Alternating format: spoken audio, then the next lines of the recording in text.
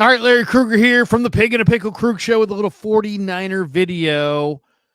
What do you guys think as far as how it affects the 49ers, the coaching hires so far in the NFL? We'll touch on that coming up next. We're brought to you by Pig and a Pickle, the best barbecue in all of Northern California. Check them out in Emeryville and Corte Madera. They're open 7 days a week from 11 a.m. till 8 p.m. or until they run out. Pig and a Pickle, the best barbecue you're going to find. Go say hi to Damon and Mary. Tell them that Larry Krueger sent you. Get the brisket or the brisket chili. It's all amazing. The pulled pork, the barbecue chicken, you can't go wrong. Pig and a Pickle. And this video is also brought to you by Underdog Fantasy. Check the link in the description. Use the promo code KRUG, KRUEG, and they'll match you up to your first $100. All right, let's talk about the new head coaching hires in the league. Here's the list of them. I'll share the screen and you guys can take a look for yourself. These are the new coaches around the NFL. And so, what do you got? Chargers, Falcons, Seahawks, Panthers, Raiders, Patriots, Titans, and the Commanders have yet to hire their guys. So, there have been 8 head coaching job openings. And so far, 3 have gone to offensive coaches: Brian Callahan, Dave Canales, and Jim Harbaugh.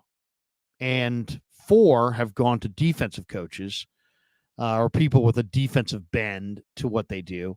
And then who knows about the Commanders? They didn't get the Detroit offensive coordinator. Who do they go to next?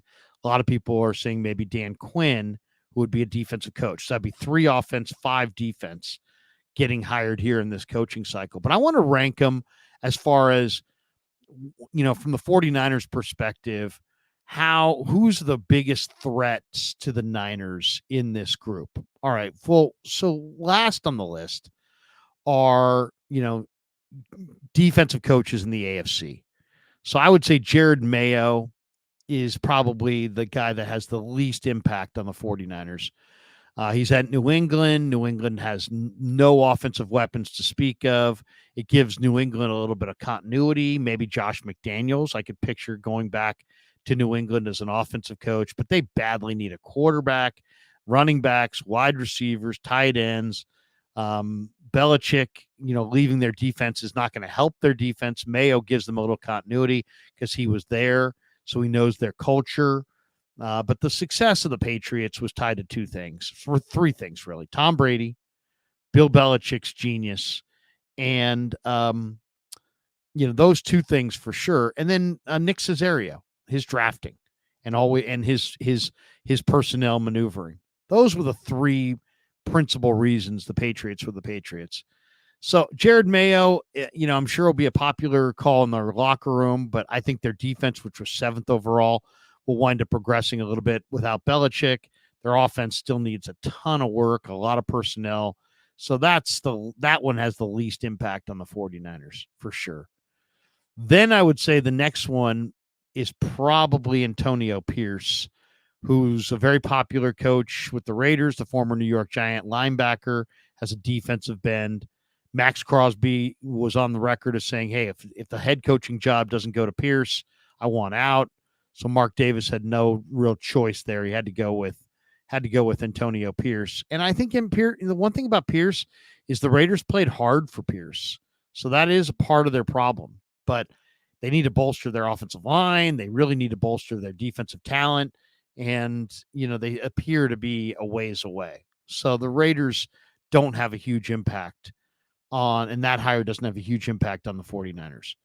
Then let's go to Brian Callahan, who's an offensive coach in Tennessee, and Rand Carthon, the former Niner general manager, hires Callahan.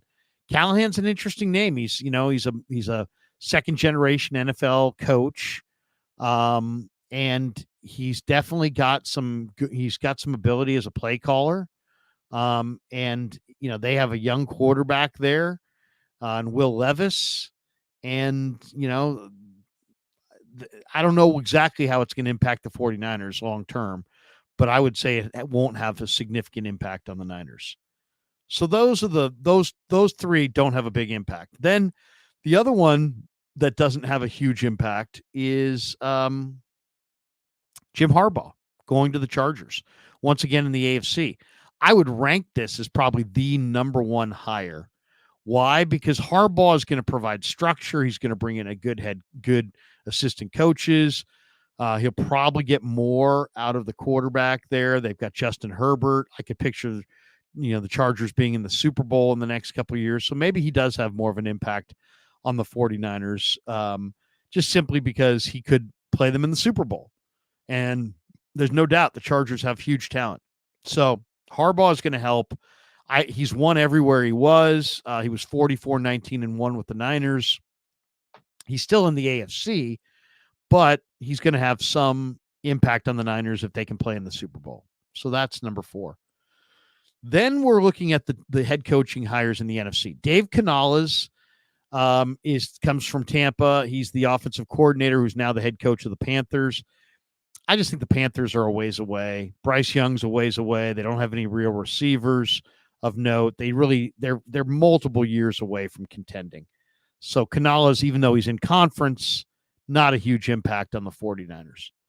Then the guys that have the most impact on the Niners will be whoever the Commanders hire, with Adam Peters now being the personnel czar there in Washington. Can they resuscitate the Commanders brand as a iconic NFC franchise? I think that's going to be interesting to see who they hire. If they go with Dan Quinn, that would surprise me. I thought they were going to go with an offensive coach. If they can find, they have some nice weapons there, that they need a quarterback. They don't have a quarterback. So who's the Commanders' quarterback long term? That's a question that they've got to get answered. So, and then the two that I think have the biggest impact on the 49ers are Raheem Morris going to the Falcons and then Mike Macdonald going to the Seahawks. Let's start with Raheem Morris. Raheem Morris, a really good coach. He really is. Was the Rams defensive coordinator. The Rams went to the playoffs this year, and they didn't have a lot of defensive talent. And, they were able to stay in ball games largely because Raheem Morris is a damn good coach. So I think him going to Atlanta should help. But once again, they have Desmond Ridder. They don't have a quarterback of the future there. Calvin Ridley's a free agent. Arthur Smith looked like he had some momentum going there, and then he was fired. So, I like Raheem Morris, and I think Raheem Morris will do good things for that defense, but I think that's going to take them a while. So then it gets down to who are the Commanders going to hire? Probably Dan Quinn. I do think that they're hell-bent on making themselves a iconic franchise once again, like they were in their Redskins days under Joe Gibbs and Jack Kent Cook and Bobby Beathard. But who the head coach is there is going to have a big say on what that whole thing looks like. And is Dan Quinn the answer? I don't know that he is. So who is the new head coach out of the 8 that were hired or will be hired when the Commanders pick theirs that will have the biggest impact on the Niners? It's Mike Macdonald, the Seahawks head coach, who's on part of the Harbaugh coaching tree, who coached with Harbaugh at Michigan and then followed John Harbaugh to the Ravens. And man, Mike Macdonald, I was very impressed with Macdonald. Not only do the Ravens have good defensive personnel, but they had a really good plan. And at least against the 49ers, they realized, I felt like they did the best job in film study because they realized the windows that Brock Purdy likes to throw into, and they clouded those windows with defenders, gave them a bunch of different defensive zone looks, and confused Purdy, and came away with a night with 4 turnovers, five total if you want to include the Sam Darnold turnover. And the Ravens came to Levi's on Christmas night, and they beat the 49ers. And I think Mike Macdonald is a sharp young defensive coordinator, and I think that's going to really be a tough one for Kyle Shanahan. Expect some battle royales between Shanahan and Mike Macdonald in the next 4 or 5 years. And if you look at what Seattle has already, they're a quarterback away. If I were them, I'd go for Michael Penix from the University of Washington, because I think Penix has got some amazing, ability to throw the football. He's got great arm strength, and he should be available. They're saying late in round 1, maybe even as high as round 2. He's had some injuries, but Michael Penix throws an incredible football. But you look at that Seattle defense, I think they'll probably let Leonard Williams walk. I mean, their free agents are Leonard Williams, Jordan Brooks, and Bobby Wagner. So we'll see if they re-sign their free agents. But Uchenna Nwosu, terrific outside linebacker. Boye Mafe, terrific edge rusher. Draymond Jones and Jaron Reed, solid in the interior. And they've got the makings right now of the best secondary they've had since the Legion of Boom. Now, I'm not a big Jamal Adams fan, but Quandre Diggs at free safety is terrific. Julian Love, I think, is a star. I mean, Julian Love, just what a great signing away from the New York Giants. He just made big play after big play after big play after big play. I mean, he played some incredible football late in the year. So you got Julian Love, you got Quandre Diggs, you got Tariq Woolen, who changed his name to Reek. He's a big 6'4" long arm corner. You got a true blue chip corner in Devin Witherspoon. You got Kobe Bryant. Who's the former Thorpe Award winner from Cincinnati, really good corner as well. So Michael Jackson, not a bad corner. So they've got Jamal Adams. If you like Jamal Adams, I'm not a big Adams guy, but you know what I'm saying? It's like McDonald walks into a situation where there's a good secondary and decent linebacking core, and they need a couple more pieces defensively. And I just think of all the new coaches that potentially can impact the 49ers in 2025 and beyond.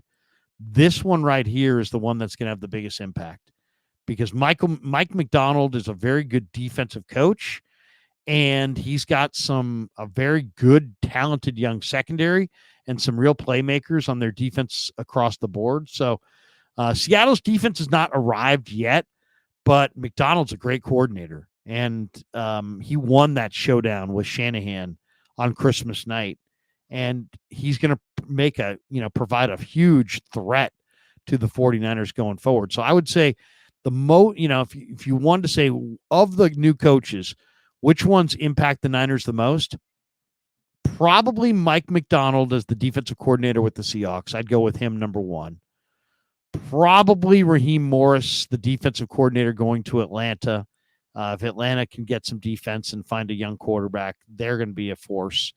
And then probably Jim Harbaugh.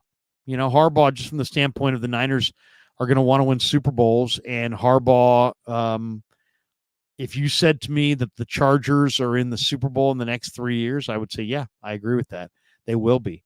And it's all because of Jim Harbaugh and the structure and the discipline and the top tier assistant coaches, and they'll tinker with it. He'll get more out of Herbert, and the Chargers are going to be, much better with Jim Harbaugh than they were without him.